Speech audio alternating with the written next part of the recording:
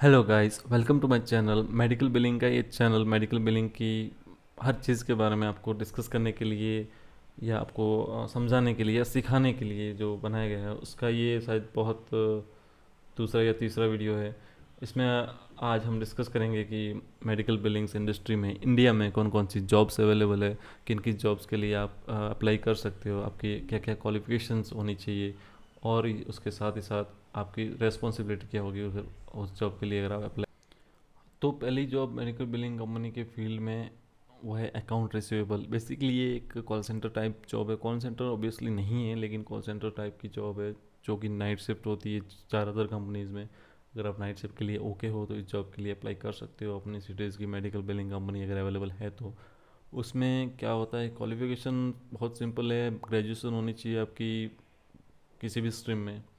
1 साल का एक्सपीरियंस होना चाहिए मिनिमम आपको किसी भी IT IAS कंपनी का। और कम्युनिकेशन स्किल आपकी ऑब्वियसली गुड होनी चाहिए, बहुत अच्छी होनी चाहिए। अब ग्रेजुएशन का बहुत सारी कंपनी अलाउ कर देती है, 12th पास भी इसमें इतना वो नहीं है। आप पता कर सकते हो अपने सिटी पे या अपनी जो भी टारगेट कंपनी है उसके हिसाब से, और फ्रेशर भी अलाउ होते हैं इसमें। तो हाँ, कम्युनिकेशन स्किल आपकी बहुत ज़रूरी है अगर आप इस पर काम कर सकते हो। अगर आपका अच्छी नहीं है तो रेस्पॉन्सिबिलिटीज़ आपकी बेसिकली ये होती है कि आप इंश्योरेंस कंपनी को कॉल करते हो उन क्लेम्स के लिए जिन क्लेम पे इंश्योरेंस कंपनी ने कोई रेस्पॉन्स नहीं किया, मतलब कोई भी इन्फॉर्मेशन नहीं आई है। डिनाइल्स जो क्लेम किए हैं, जिनका पेमेंट नहीं किया है, उनके रीजंस के लिए उन पे काम करने के लिए आप कॉल करते हो, और कुछ करेक्शंस करके आप उनको रीबिल कर सकते हो क्लेम को। आपको ट्रेनिंग मिलती है ओबियसली इस चीज़ की, तो इसका टेंशन लेने की ज़रूरत नहीं है। अपील आप बना सकते हो अगर इनकरेक्ट क्लेम डिनाइल है तो। सैलरी अगर आप पूछते हो तो 9,000 से लेके 35,000 या उससे ऊपर भी होती है। अलग अलग कंपनीज पे अलग अलग डिपेंड करता है ये सारी चीज़ें, और एक्सपीरियंस पे भी ऑब्वियसली। नेक्स्ट चीज़ जो आपकी है, या नेक्स्ट जॉब जो आपकी है मेडिकल बिलिंग कंपनी में, मेडिकल बिलर। अब मेडिकल बिलर के जैसा नाम से आप इंश्योरेंस कंपनी को बिल करते हो क्लेम्स। इसमें एक टर्म होती है सर्टिफाइड प्रोफेशनल बिलर। सर्टिफाइड का मतलब आप सर्टिफाइड हो जाते हो। एक कंपनी है, जैसे एग्जांपल के लिए AAPC, या वेबसाइट है जो कि अलाउ करती है आपको सर्टिफिकेशन के लिए अप्लाई करने के लिए। इसकी फ़ीस 30,000 के आसपास होती है इंडियन रुपीज़ में। तो आप इस सर्टिफिकेशन के लिए अप्लाई कर सकते हो। आपको पूरा सिलेबस मिलता है, आप पढ़ के वो सारी चीज़ें सीख के फिर सर्टिफिकेशन करते हो, फिर इस जॉब के लिए अप्लाई कर सकते हो। या फिर आप एक मेडिकल बिलिंग कंपनी में काम कर रहे हो एज अ अकाउंट रिसीवेबल या किसी अदर पोस्ट पे, और आप मेडिकल बिलर बनना चाहते हो, तो यस, आप नॉन सर्टिफाइड बिलर भी बन सकते हो अपना वो सारा काम सीख के किसी के अंडर काम करके। क्वालिफिकेशन इसमें सेम रहता है। अगर आप उस कंपनी में हो तो फिर तो दिक्कत ही नहीं है। अगर नहीं हो, इस इंडस्ट्री में जाना चाहते हो मेडिकल बिलर बनने के लिए, तो कोई भी पोस्ट के थ्रू आप एंटर हो सकते हो। वहाँ पे आप काम सीख सकते हो। कोई भी पोस्ट में आप जाओगे, काम ऑब्वियसली आपको सीखने को मिलेगा बहुत कुछ इसमें, तो वो टेंशन नहीं है। अब एक बिलर क्या करता है, बिलर चीज़ें डायरेक्ट क्लेम बिल नहीं करता है। उसकी रिस्पॉन्सिबिलिटी ऑब्वियसली ये है कि आपको जो चीज़ें हैं आपके पास पेशेंट की या इंश्योरेंस की, वो सारी चीज़ें वेरीफाई करोगे एक्यूरेट है कि नहीं। रेफरल या ऑथराइजेशन आपको जो मिला है आपके पास है बिल करने के लिए, वो आप वेरीफाई करोगे सही पेशेंट के लिए सही इंश्योरेंस कंपनी से मिला है कि नहीं। उसके बाद चीज़ें जो है जैसे बेनिफिट और एलिजिबिलिटी, पेशेंट एलिजिबल भी है या उन चीज़ों के लिए नहीं, या फिर उसके पास जो अपन बिल करने जा रहे हैं वो बेनिफिट है कि नहीं। और फिर इलेक्ट्रॉनिकली क्लेम्स बिल होते हैं, डेटा ट्रांसफ़र होता है, मतलब क्लेम ट्रांसफ़र होते हैं इंश्योरेंस कंपनी अपनी मेडिकल बिलिंग कंपनी के सॉफ्टवेयर से इंश्योरेंस कंपनी के सॉफ्टवेयर में, या फिर पेपर के थ्रू भी ये चीज़ें होती है। तो ये सब सर्टिफाइड।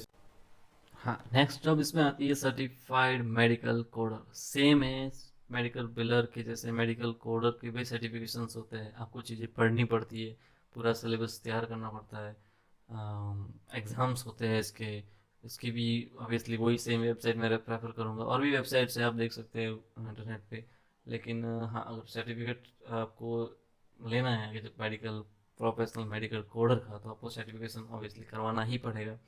इसमें क्वालिफिकेशन ये होती है कि आपको चीज़ें पता होनी चाहिए, like ICD codings, CPD code, HIPC code का अच्छा नॉलेज होना चाहिए। आपको एनाटॉमी, फिजियोलॉजी और मेडिकल टर्मिनोलॉजी का अच्छा नॉलेज होना चाहिए। एनाटॉमी मतलब बॉडी पार्ट, फिजियोलॉजी मतलब वो काम कैसे करती है, मेडिकल टर्म्स मतलब बहुत सारी चीज़ों को हेल्थ केयर इंडस्ट्री में किस नाम से जाना जाता है या कैसे डिफाइन किया जाता है, वो सारी चीज़ें आपको पता होनी चाहिए। लिखने का आपका ओरल कम्युनिकेशन, और या फिर बात करने का आपका कम्युनिकेशन, वो सब चीज़ें आपकी अच्छी होनी चाहिए। स्पीड आपकी अच्छी होनी चाहिए, एक्यूरेसी अच्छी होनी चाहिए, और भी चीज़ें हैं जो भी सर्टिफाइड मेडिकल कोडर या इस कोडिंग के लिए सिलेबस में जो भी मेंशन है वो सारी चीज़ें आपकी बहुत अच्छी होनी चाहिए। आप सर्टिफिकेशन के लिए अप्लाई कर सकते हो। 40 से 60 हज़ार के एवरेज में आपकी इसकी फ़ीस होती है।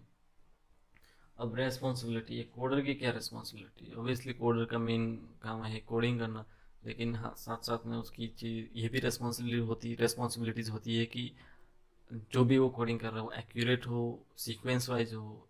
जो भी जैसे ये medical billing industry US based है, तो यूएस हेल्थ केयर की जो गाइडलाइन है उन सबको फॉलो करती हो आपकी कोडिंग। इंश्योरेंस कंपनी की जो गाइडलाइन है उनको फॉलो करती हो, वरना ये आपको डिनाइल्स फेस करने पड़ सकते हैं, बल्क डिनाइल आपको मिल सकते हैं, क्योंकि आपका कोडिंग का पैटर्न अगर वैसा है तो आपको चीज़ें फेस करनी पड़ सकती है।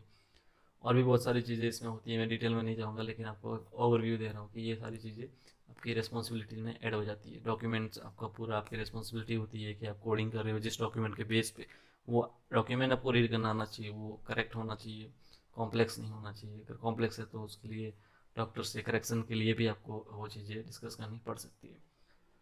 तो मेडिकल कोडर या फिर नॉन सर्टिफाइड मेडिकल कोडर, ये दोनों चीज़ें सेम हैं। सर्टिफाइड के लिए आपको वेबसाइट के थ्रू या कोई अच्छी कंपनी के थ्रू सर्टिफिकेशन लेना होता है। नॉन सर्टिफाइड कोडर में आपको इन सब चीज़ों की ज़रूरत नहीं होती है। सीधा आप किसी मेडिकल बिलिंग कंपनी में किसी भी पोस्ट पर अगर काम कर रहे हो, आपको इंटरेस्ट है, जैसे आपको कोडिंग करनी है या बिलर बनना है, तो आप उन चीज़ों को सीख सकते हो अपने काम करते हुए।